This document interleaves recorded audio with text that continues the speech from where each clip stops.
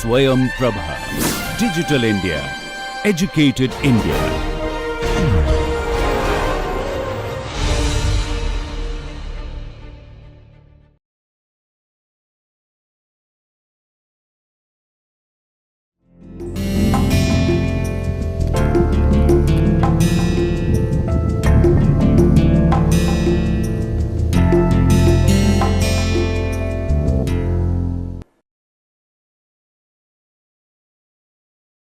Welcome to the 8th lecture of the lecture series, which is on tutorials on design of transmission elements. Till now we studied the tutorials on design of different gears. For example, we took problems related to the design of spur gear, design of helical gear, design of bevel gear, and at last design of worm and worm gear. Now we are moving to the another type of transmission elements, which are bearings, and in that the first bearing which we are going to take is the sliding contact bearing. Therefore, this 8th lecture is basically tutorials on design of sliding contact bearings, and particularly we will deal with hydrodynamic bearing. Now, we know that the main purpose of bearing is to prevent direct metal to metal contact between two elements which are having relative motion. So, if a shaft is transmitting power, it means it is rotating, and when it will transmit power, some forces will act on the shaft, and those forces may be radial force and the axial force. So, the support to the shaft should be in such a way that it should give support to the radial and axial load which is acting on the shaft, and it should allow rotary motion also. So, there will be a relative motion between the shaft and the support which is given to the shaft, and this support is actually the bearings. Therefore, the bearings not allows metal to metal contact. The meaning is this will prevent friction, heat generation, and ultimately the wear and tear of the parts. It also reduces energy consumption, as sliding motion is replaced with low friction rolling for the case of rolling contact bearings. They also transmit the load of the rotary element to the housing. This load may be radial, axial, or a combination of both. The figure shows a sliding contact bearing. Initially, the journal will be touching the surface of the bearing. This is the housing or the bush, and this one is the journal or the shaft, and the load is acting on it in the radial direction, and due to that earlier there will be metal to metal contact, and when it will start rotating, a hydrodynamic pressure develops, and that pressure lifts the journal or the shafts, and there is some lubricant in between the clearance space. That means this bushing will have a diameter equal to capital D, and the journal is having a smaller diameter than the bush internal diameter, small d, and there will be radial clearance, and that radial clearance will be given by C, and that is capital D minus a small d divided by 2. That means, if we take the concentric bush or the bearing and the journal, there is zero load. Due to that, both are concentric. So, this distance is the clearance, and which is equal to capital R minus small r. This figure shows you a typical bush, and the supply of the oil will be through this. Now, as in the sliding contact bearing, there is a lubricant in between the bush and the journal, and so viscosity will have prominent effect on the performance of the bearing. And so we must know the unit of the absolute viscosity, and in SI unit it is represented as Pascal second, that is Newton second divided by meter square. In the CGS unit, poise, which is Dian second per centimeter square, and in IPS unit it is Rain, in the name of Reynolds, which have done appreciable work in the area of hydrodynamic bearing, and that will be the pond second divided by inch square. Now, viscosity in CGS is often expressed in centipoise because poise is a bigger quantity and it is designated by Z. And when viscosity is represented in SI unit, it is represented by mu. The Rain and Pascal second are very large units. Therefore, micro Rain and millipascal second are commonly used. The formal stands metric unit of viscosity, that means this millipascal second, is still widely found in the literature, is the poise or the centipoise. Conveniently, 1 centipoise is equal to 1 millipascal second. This is the relationship between the centipoise and millipascal second. Now, the hydrodynamic pressure which develops in the clearance space, which lifts the journal, this is the journal and this is the bush or the bearing. The bearing has radius equal to capital R and the journal or the shaft has a radius equal to small r. And when the pressure will develop, and due to the radial load W, the center of the journal will be this O, or it may also be called the OJ, and the center of the bush is O dash. And so, the journal will run at some distance away from the center of the bush or the bearing, and that is called the eccentricity E. Now, the hydrodynamic pressure which develops was mathematically modeled by Reynolds, and the equation which gives us the pressure distribution in the clearance space is called the Reynolds equation, and this Reynolds equation may be solved by some approximation like short bearing approximation or long bearing approximation, or with the help of some finite difference or the finite element method. Now, the Raimondi and Boyd provided detailed charts and tables of numerical information of the Reynolds equation. The Raimondi and Boyd provided different charts relating the bearing parameter with Sommerfeld number, which we will study in the coming slides. And with the help of those charts, the performance characteristics of bearing can be obtained. So, in this lecture series, we are not going to use the finite difference or the finite element method to get the pressure distribution, but directly we will use the Raimondi and Boyd charts to get the bearing parameters or the performance characteristics of the bearing. In all three parts of the charts are used to define the variables of length to diameter ratio, where L is the length of the bearing.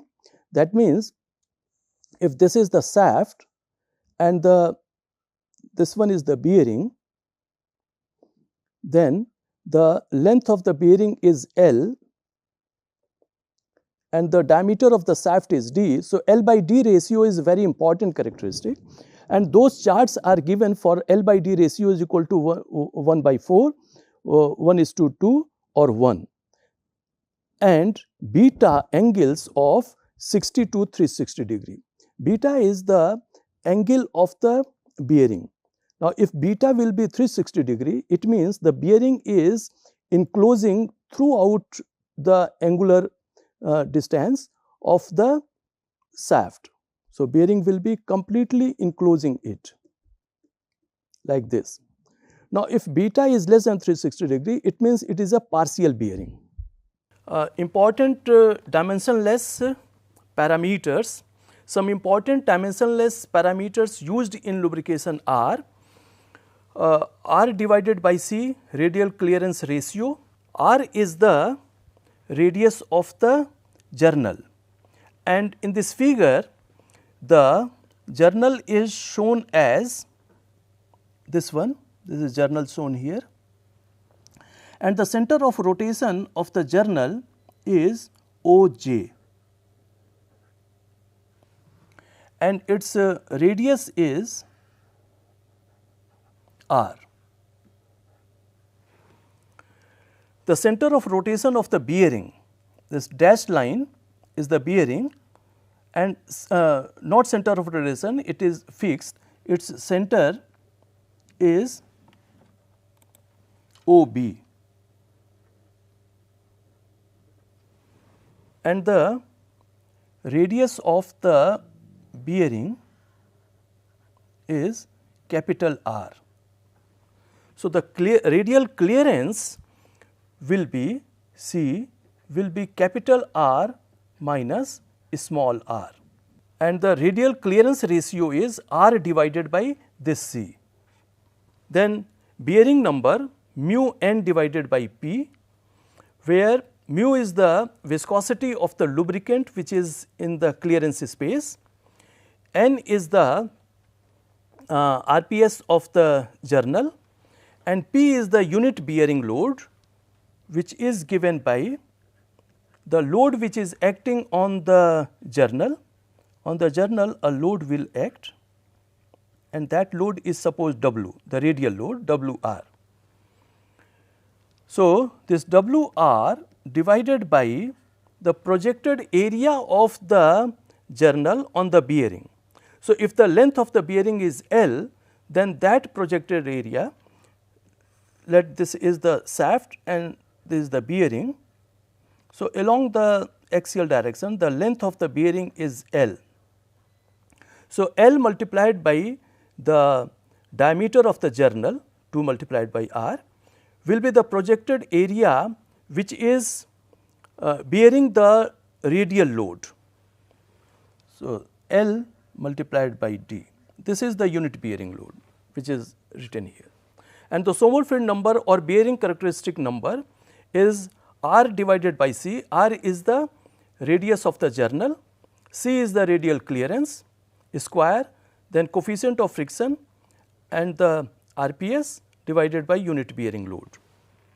Now, interesting relation, the coefficient of friction, when the journal is rotating there will be a frictional force, and the coefficient of friction multiplied by R divided by C is equal to 2 pi square mu n divided by P R by C whole square, and this is Sommerfeld number, and so the coefficient of friction is equal to the coefficient dimensionless coefficient of friction variable is given by 2 pi square S, the Sommerfeld number. Then the guidelines for stability is very important for the case of hydrodynamic bearing. That means this is a graph between the bearing characteristic number mu n divided by P and the coefficient of friction. Now, the stable performance or thick film lubrication will be if we will be in this zone. So, and the minimum coefficient of friction is at this point, and this we are getting corresponding to mu n divided by P is equal to K. Now, for stable performance, this K should be 5 to 6 times away, so that we are in the thick film lubrication. For the case if the bearing is subjected to fluctuating loads or impact conditions, the operating value of the bearing characteristic number mu n divided by P should be at least 15 times that when the coefficient of friction is minimum. That means K, this should be the bearing characteristic number should be 15 times this K, or the mu n divided by P, where mu is in Pascal second, and and then R divided by S divided by Pascal these units, it should be greater than or equal to 0.362 into 10 to the power minus 6. So, to ensure that we are under stable zone, our mu n divided by p should be greater than or equal to this one. Trumpeller design criteria. The trumpeller provided some criteria so that the bearing will run satisfactorily, and that is the minimum film thickness.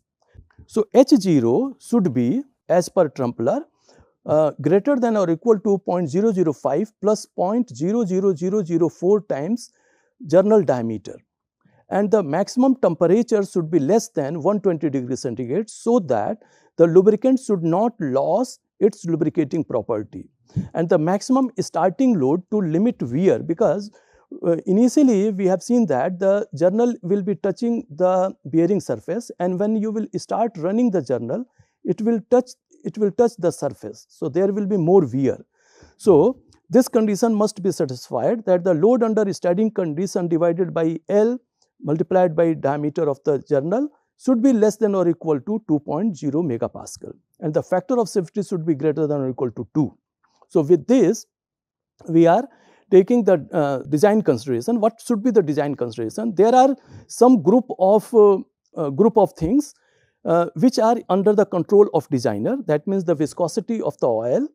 Sometimes it is not in the control, because the oil, if some oil sump is there, then there will be some of projected area P, that means W divided by LD. This W is not in control of the designer, because it will come from the transmission element, that means the gear or the pulley or belt, like that. This D is also not control of designer. From the design of shaft you got this D, but you can change this L, or you can change this D also. So, this P is in the control of the designer. The speed of the journal, it is sometimes not in the control of the designer, because you have to run your shaft at particular speed, and the bearing dimensions, that means the radius of the shaft, clearance, this beta, the bearing angle, and the length of the bearing. If we know all these four values or the things, then the design is complete. In the second group are the dependent variables. The designer cannot control these except indirectly by changing one or more of the first group. These are the coefficient of friction due to sliding contact, coefficient of friction will be there. So, what is the coefficient of friction? Then the temperature rise, due to sliding work is to be done, and that work will generate heat, and that will increase the temperature of the lubricant. So, this rise in temperature is not in the control of the designer, and these are called the performance characteristics of the bearing, and that we have to find. Similarly, the amount of volumetric flow rate of the lubricant and the minimum film thickness H0. With this, we are going to take one problem which is related to how to use Raimondi and Boyd charts to determine different parameters of the bearing. That means what would be the minimum film thickness, what will be the angle between the load, direction of the load, and the direction of the minimum film thickness, what will be the location of minimum film thickness, what will be the maximum value of pressure, and where it is ending, what is the location of the maximum pressure, these all. We know that since work is done when this journal is rotating in the clearance space, so the lubricant which is coming in with flow rate, volumetric flow rate of Q at temperature T1, the same amount of lubricant will not come out. In the return, the amount of fluid which is come out will equal to the fluid which is coming in minus the fluid which is leaking at the axial direction, because in the axial directions also there will be some leakage of the lubricant. The lubricant which is coming out from the clearance space and going to the sump has temperature equal to T1 plus delta T, which is the rise in temperature due to work done when the lubricant was passing in the clearance space. So, we are not knowing what will be the temperature of the lubricant in the clearance space, because from this temperature we will find the viscosity of the lubricant, and this viscosity will give the Sommerfeld number, and this Sommerfeld number will give the location, x location on the Riemannian Boyd charts, so that we will get the performance characteristics. So, this is an iterative process. This is the viscosity versus temperature chart, and it is very much clear that for lubricant, with the increase in temperature, the absolute viscosity is decreasing. Okay. So, some of the lubricant that enters the bearing emerges as a side flow, which carries away some of the heat. So, if we take the this control volume, then this is the sump. From the sump, Q volumetric flow rate of lubricant is going out and will go to the clearance space of the bearing in this. And when it is coming out, this is the side leakage. The amount of lubricant which is leaked is having temperature T1 plus delta T divided by 2. It is the average temperature, T average. And the lubricant which has come out from the lubricant clearance in space is Q minus Qs. Q is the volumetric flow rate of the lubricant which was supplied in, and Qs is the side leakage, and so the lubricant which is coming from the clearance space in the circumferential direction is Q minus Qs, and its temperature will be T1 plus delta T. Well, so the average temperature is taken to calculate the value of viscosity. T1 is the temperature of the lubricant which is coming in, and if delta T is the rise in temperature, so average temperature of the lubricant in the clearance space is taken as T1 plus delta T divided by 2. This is the trial temperature, and from this trial temperature we will find the viscosity. So, to illustrate this, we are selecting the SAE 30 lubricant, and the trial inlet temperature is taken as 60 degrees centigrade. The revolution of the journal is 30 revolution per second, it was given, and the radial load is 2.5, it is also given in the problem. Radius of the journal R is 20 mm, and the clearance is 0.032 mm, length of the bearing is 40 mm. Therefore, L divided by D is equal to 40 divided by 40, this 40, and 2 multiplied by R will be the diameter of the journal, which is 40. So, L by D ratio is 1. The unit bearing load, which is equal to W divided by LD, W, the radial load which is acting on the journal, W is 2.5 kilonewton divided by 2 multiplied by length of the journal, and so the unit bearing load is 1560 kilopascal. In order to get handle on the problem, we make a wild guess of the average temperature, and the average temperature is taken as 70 degrees centigrade. This is just a guess, because inlet temperature is T1 and the average temperature of the lubricant inside the clearance space will be equal to T1 plus rise in temperature in the clearance space divided by 2. Now, we are not knowing this rise in temperature, so we cannot find the T average, or sometimes it is also called the TF.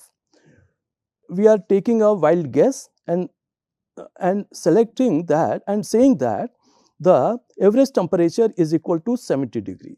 It means T1, which is 60 degree, plus delta T divided by 2 is 70 degree. Now, with average temperature of 70 degree, let us find the viscosity of the lubricant. Viscosity of the lubricant can be obtained from this table, knowing the temperature. Temperature is 70 degree. So, corresponding to this 70 degree and the oil which we have selected, oil selected is SAE 30. So, this 30 curve will be the curve corresponding to SAE 30 is selected, and the value of absolute viscosity in millipascal second can be obtained. Or we can use empirical formula, and that empirical formula is mu viscosity is equal to mu 0 plus B divided by 1.8 temperature of the lubricant plus 127, and this T is in degree centigrade, and mu 0 and B can be obtained from this table corresponding to the oil which you have selected. The oil is SAE 30, so mu 0 is this one and B of this equation is this one. Substituting these two values, we got the viscosity of the oil, and that is 20 millipascal second. So, based on this viscosity, now we will find the Sommerfeld number. Sommerfeld number is given by R by C square mu n dash divided by P. N dash is in RPS. Mu is the viscosity which we have just obtained, and P we have calculated. R and C is known to us. So, substituting these values, we got Sommerfeld number as 0.15. Now, knowing the Sommerfeld number, now we can use the Raymondian Boyd charts which are plotted against Sommerfeld number. So, let us first take the Raymondian Boyd chart which is drawn between Sommerfeld number on the x-axis and on the y-axis is 0.12 delta T divided by unit bearing load, and this 0.12 delta T divided by unit bearing load is actually Rf's divided by C, and within the bracket 1 minus half Qs divided by Q and Q divided by Rc and L. Now, this is called the flow variable, and we have a graph, Raymondian Boyd graph, which may provide this value, and we have a graph Raymondian Boyd chart for Qs divided by Q and Rc by F. So, knowing these all for our Sommerfeld number, we can get this one, or directly we can use this curve for L by D is equal to 1, because our L by D is 1 and the our Sommerfeld number is 0.15 and L by D is 1. So, we can get the value of this 0.120 delta T divided by P, or we can directly use for this L by D ratio the formula given in terms of Sommerfeld number, and the Sommerfeld number is this one. So, and this is given here, 0.15 is substituted, and we got it as delta 0.12 delta T divided by P megapascal is 1.25, and so delta T can be obtained because this P we have already calculated, and this value complete is 1.25. So, delta T is equal to 16.5. So, now we have delta T, and T1 is given in the problem, the inlet temperature is 60 degree, and so T average of the lubricant within the clearance space is 68.2. Earlier in the first trial, we have taken this T average as 70 degree. Now, there is appreciable difference between these two, and so we will go for another iteration, and in that iteration we will take T average as the new value of average temperature obtained. So, with this T average again we will find the viscosity of the lubricant, and then we will find the Sommerfeld number, and then we will find again 0.12 delta T divided by P, this one, using this empirical formula, and we will get the value of delta T, and from this delta T we will get the T average, and we will compare the new value of T average and the previous value of T average. If they are very near to each other, then we will stop the iteration. So, now start the iteration with new value of T average 68.2 degree centigrade. The new viscosity is obtained as this one, 22.5. The new Sommerfeld number is 0.169. Then your 0.12 delta t divided by p, substituting the new value of Sommerfeld number, which is now 0.169, has come as 1.37. Substituting this, the delta t is 18 degrees centigrade. So the new value of T average is 69. And in this iteration, we had started our process by taking T average equal to 68.2. The iteration is continued till two consecutive temperatures are almost same. Now they are not almost same, so we will go for next iteration. In the next iteration, again we obtain the value of mu using this formula by substituting this T average. The S obtained is, new S is 0.16, and thus the delta T is obtained as 17 degree. So new value of T average by substituting this delta T in this equation, we got as 68.5. We had started this previous iteration with with T average equal to 69. So we can say that these two are almost same, and so we will stop with the T average of the lubricant as 68.5 and the Sommerfeld number corresponding to this 68.5 as the Sommerfeld which we will use to determine the performance characteristics of the bearing. So Sommerfeld number taken is 0.169 and we have taken is as it here is 9.17.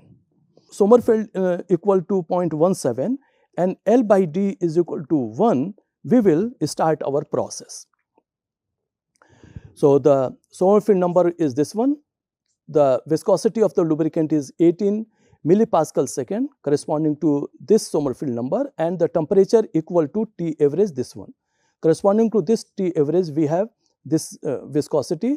Corresponding to this viscosity, we have this Sommerfeld number, and corresponding to this, the delta T is 17 degree centigrade. Now, we will use this Sommerfeld number finally obtained and the L by D ratio equal to 1, which is given in our problem, to determine the different performance characteristic. This first curve is the curve which will give us the minimum film thickness and eccentricity ratio. Okay, eccentricity ratio epsilon is equal to eccentricity divided by the clearance C. So along this is the minimum film thickness variable H0 divided by C, H0 divided by C, and here is the eccentricity ratio epsilon. So knowing the Sommerfeld as 0.17 and L by D 1, we got the H0C equal to 0.48 and the eccentricity ratio equal to 0.52 corresponding to this. Knowing this H0 by C 0.48 and knowing this C, we will get the minimum film thickness. The minimum film thickness is equal to 0.48 multiplied by the clearance, and so 0.0154. Now, as per Trumpler criteria, H0 should be greater than 0.005 plus 0.0000 d mm. Substituting the diameter of the journal as 40, we got it as 6.6 into 10 to the power minus 3, and so our H is more than this allowable, and so it is all right. We may move further. Now, the position of minimum film thickness. This is the minimum film thickness which we have obtained. Now, location of this is obtained by this attitude angle phi. Okay, and this is the angle between the direction of the load and the direction of the minimum film thickness, and this can be obtained again from this figure, Raymondian-Boyd figure, in which along the y-axis is the position of the minimum film thickness phi with respect to the Sommerfeld number. Our Sommerfeld number is 0.17, L by D is 1, and so phi is 56 degree. It means this phi is 56 degree. Now, the flow rate of the lubricant within the clearance space, this is a dimensionless number Q divided by RCNL. So, corresponding to Sommerfeld number 0.17, this flow variable is given by 4.2.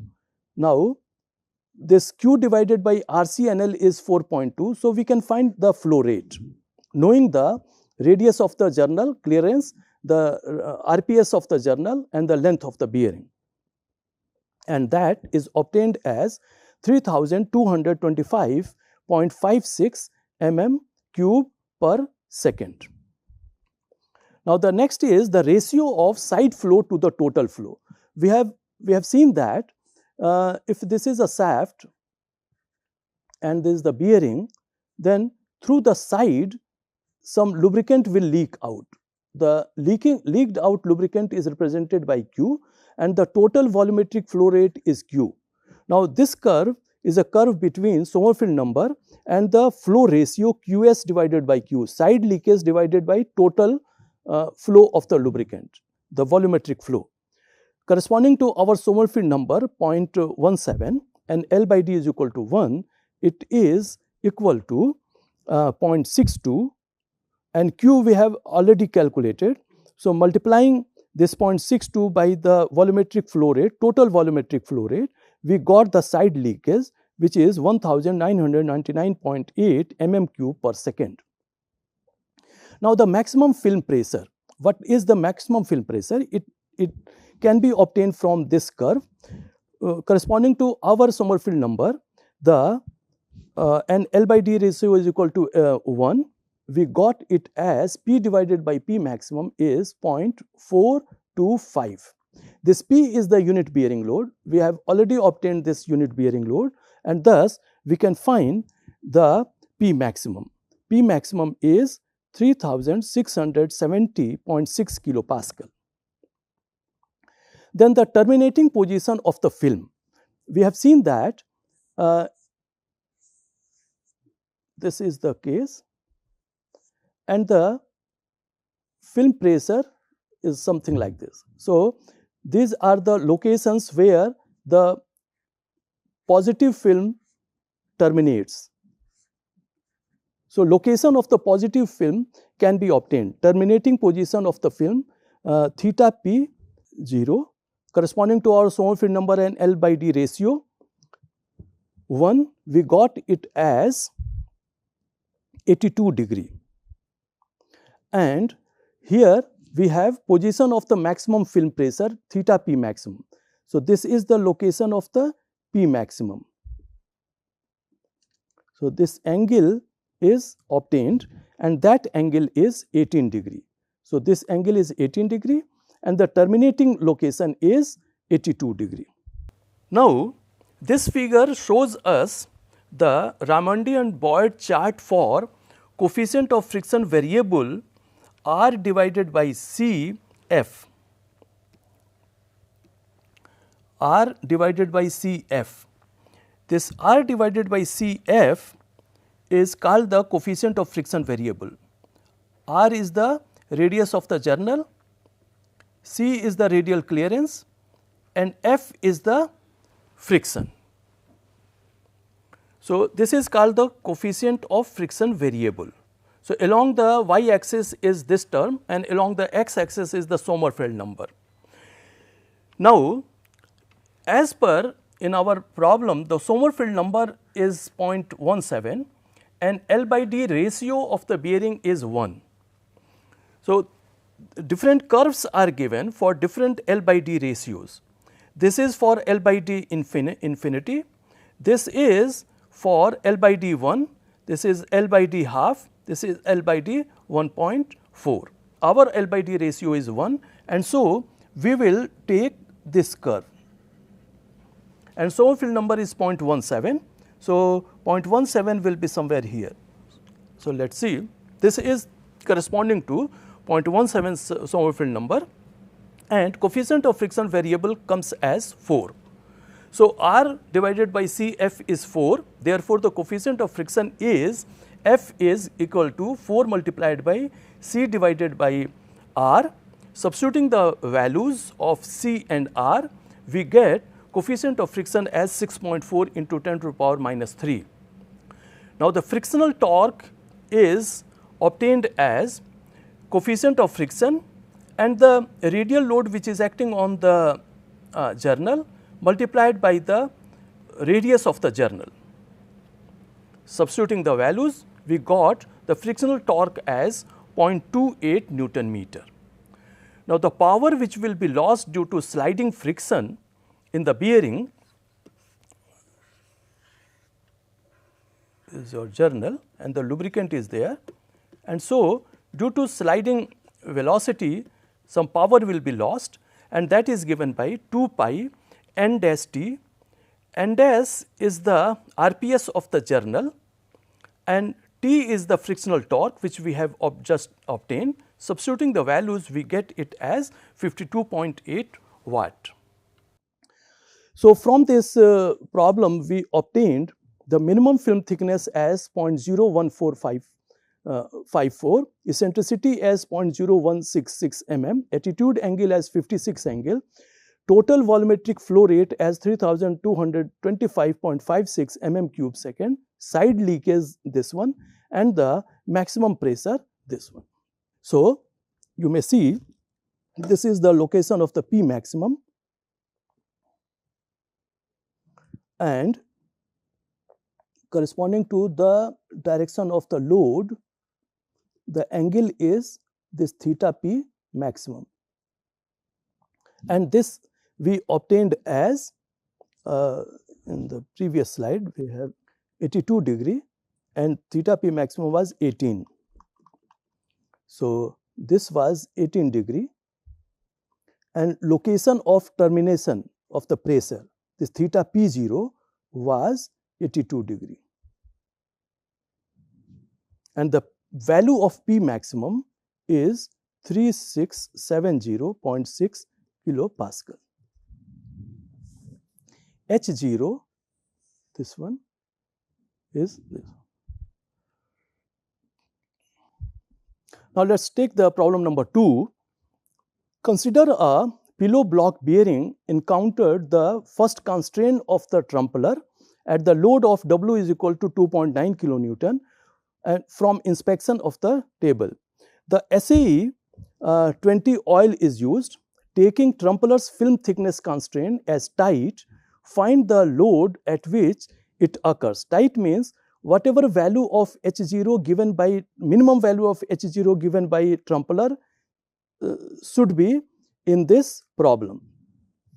Using half this load as allowable, design factor of 2, show the conditions at allowable load. So, this is the trumpeter's H0 equation. It should be either greater than or equal to. So, we will make H0 equal to this. So, that is done here given this one. So, trumpeter's first constraint H0 should be equal to this one. Substituting, taking this as a equal and substituting the value of D, we got H0 as this one.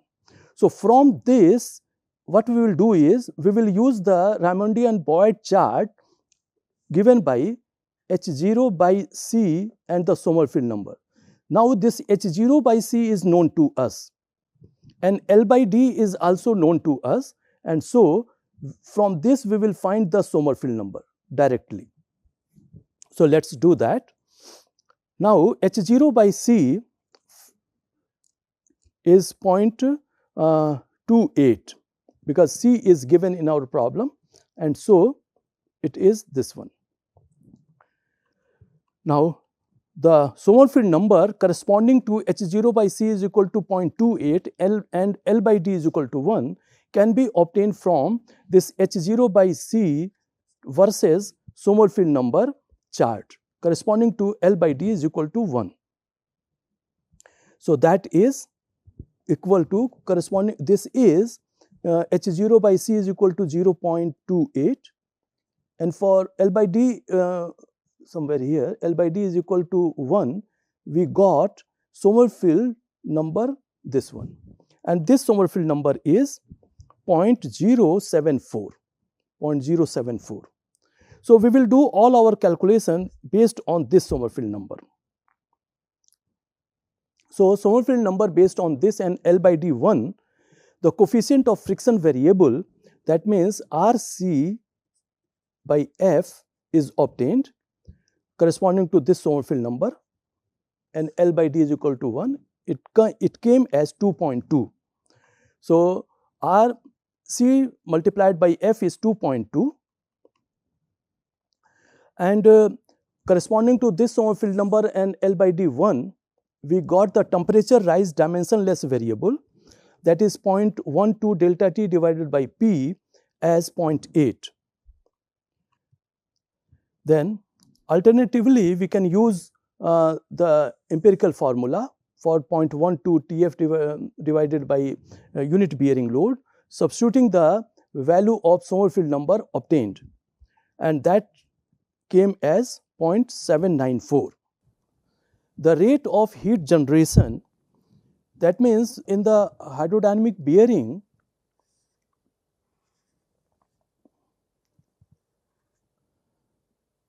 this is the line of centers, and this is the journal, and between journal and the bearing, a lubricant is there, and the journal is rotating with a speed let n dash RPS. This is the journal center, this is the bearing center. So when it runs with the speed, it will do some work on the lubricant, and due to that the heat will be generated, and that will be given by the frictional torque which is to be transmitted, and that equation is for the heat generation is 2 pi W, where W is the load which the bearing has to carry, or the load which is radial load which is acting on the shaft, and N is the speed of the journal, C is the clearance, F is the coefficient of friction, and R by C, this is called the coefficient of friction variable, and that can be obtained from the Raymondian-Boyd chart F R by C with Sommerfeld number. So knowing the Sommerfeld number, knowing the L by D, we can find the F R by C. With our Sommerfeld number, the F R by C is 2.2 as we found in the previous slides, and so the heat generated is a 0.0052 times W. This came in terms of W because W is unknown in our problem. The rate of heat loss, that means the heat which is generating, if it is not lost, then the temperature of the lubricant will increase and it may lose its lubricating property, and so there must be heat dissipation. So rate of heat loss is obtained from an equation which is in terms of overall heat transfer coefficient of the bearing surface. A is the lateral area, TB is the bearing surface temperature, and A is the atmosphere, TA is the atmospheric temperature. Now this TB minus TA can be written in terms of TF, where TF is the average temperature of the lubricant, which is equal to inlet temperature plus rise in temperature divided by 2 minus TA, and alpha is a value which is based on whether there is a natural convection or the forced convection. In our problem it is given as 1. So using 1 we can find the heat loss. So heat loss by substituting the value of U which we obtained in the previous slides, alpha is 1, TF, the average fluid film temperature, is unknown and all other terms are known. So the Q loss is obtained in terms of average fluid temperature, the lubricant temperature, and the heat generation is in terms of the load which is acting on the journal. Now, heat loss should be heat generated for equilibrium, so that the temperature of the lubricant should not increase. So, substituting this heat loss is equal to this one, and heat generated is equal to this.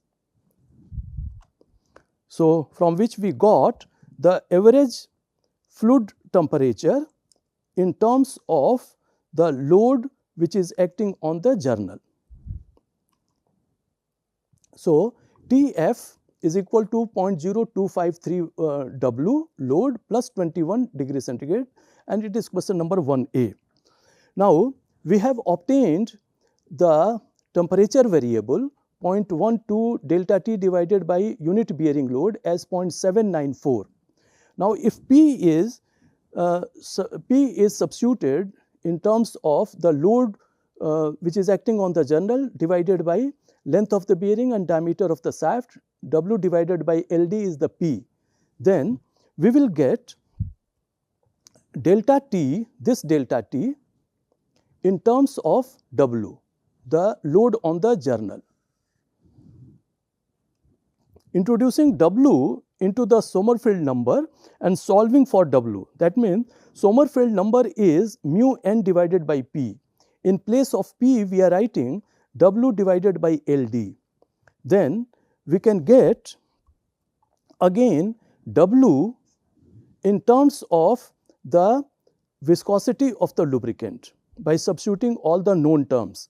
All other terms are known except the viscosity of the lubricant, because this Tf is not known, average fluid temperature is not known, because from this average fluid temperature which is also called the T average, viscosity of the lubricant, and this gives us the Sommerfeld number, and then we get other performance variable. So, we got W in terms of viscosity of the fluid. So, now W is in terms of viscosity of the fluid, and it is said as question number 1B. Now, substituting the expression of W into equation 1A, this W in terms, so we will get Tf in terms of viscosity of the lubricant. So, substituting this, we got average fluid temperature in terms of viscosity of the lubricant. Now, what we will do is, we will select a trial average fluid film temperature Tf, and the mu will be calculated at this temperature.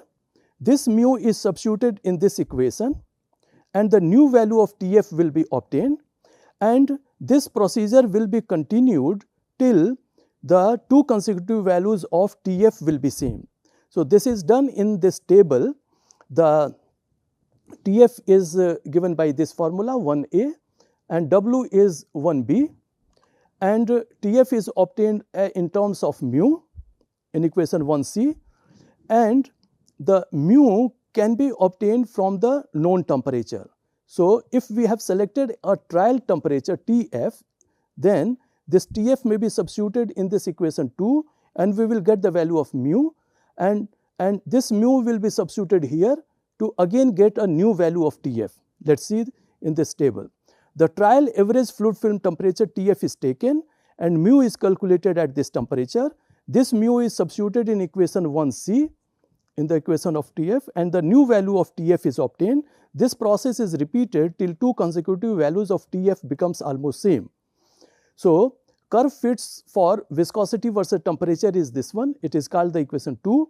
Now, in the first column is the trial value of average fluid temperature, and the first trial value is taken as 94. This Tf is substituted in equation number 2 to get the value of mu. This Tf is substituted here to get the value of mu. So, in the second column is the equation 2 or the value of mu, and this mu is substituted in equation number 1C to get the third column. This third column is related to Tf, and this is the trial TF. So, in the first step, first iteration, trial average fluid temperature is taken as 94 and the mu was obtained by equation 2 as this one. This is substituted in this equation to get the value of new average fluid film temperature, which is 108.9. It is quite different than the first trial. And so, what we will do is, now we will change the trial value to 99, and corresponding to 99, we get the viscosity from equation 2 as this one and the TF as this one.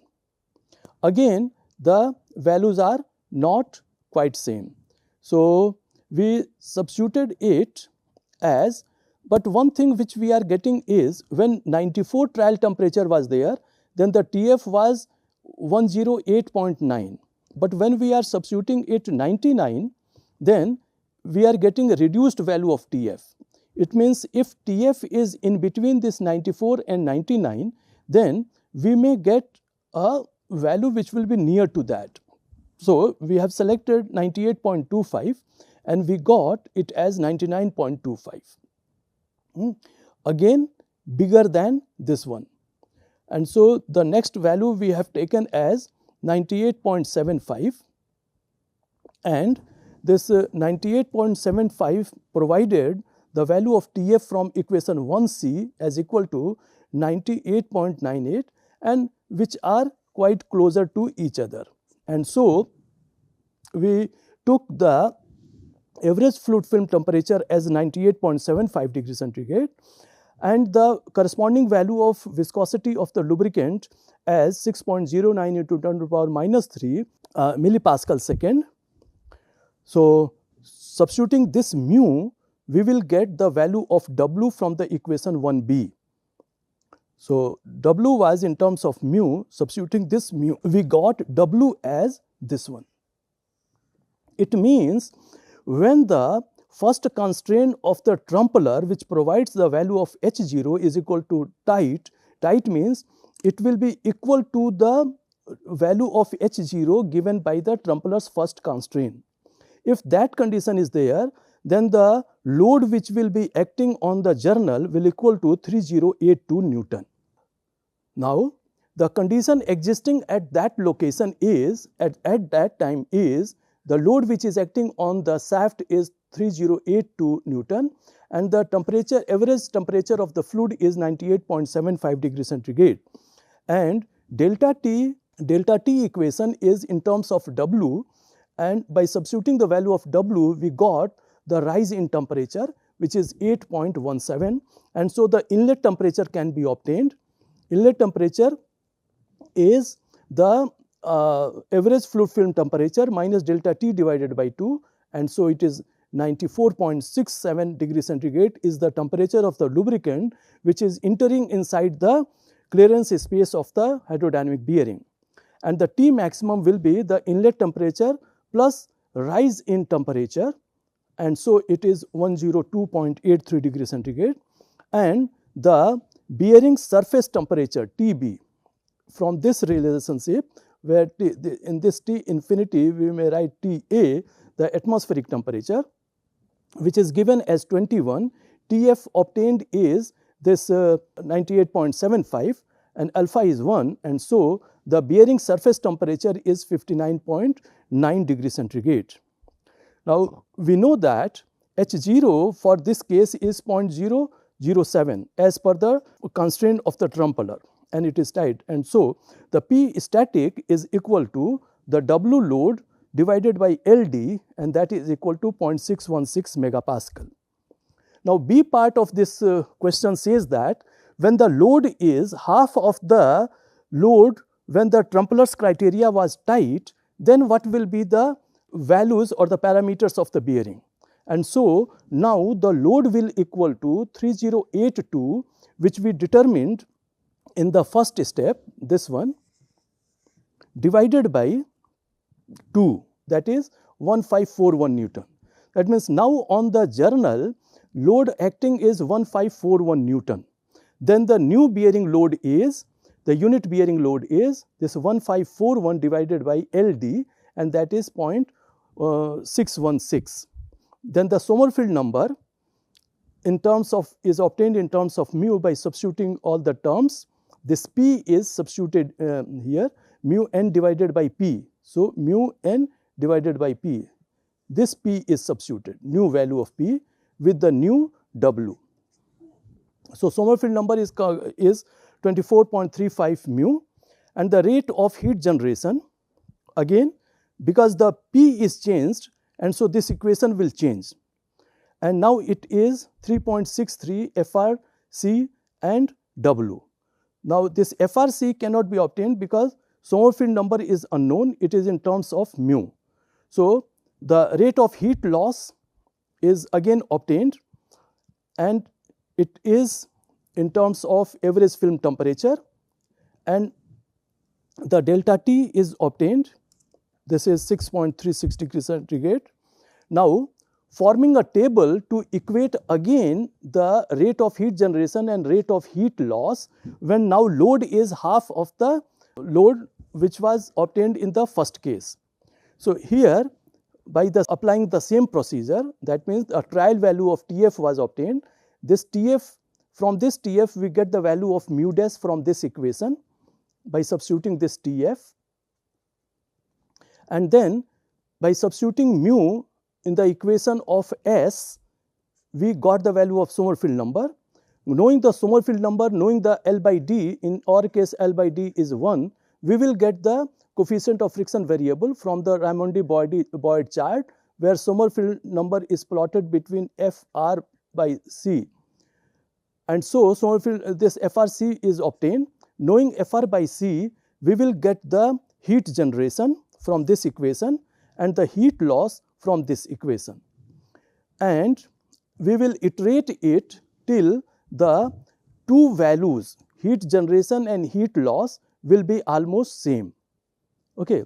So, when they will be almost same with quite number of iteration, that temperature is taken as the average fluid temperature, and that mu will be selected and that S will be selected.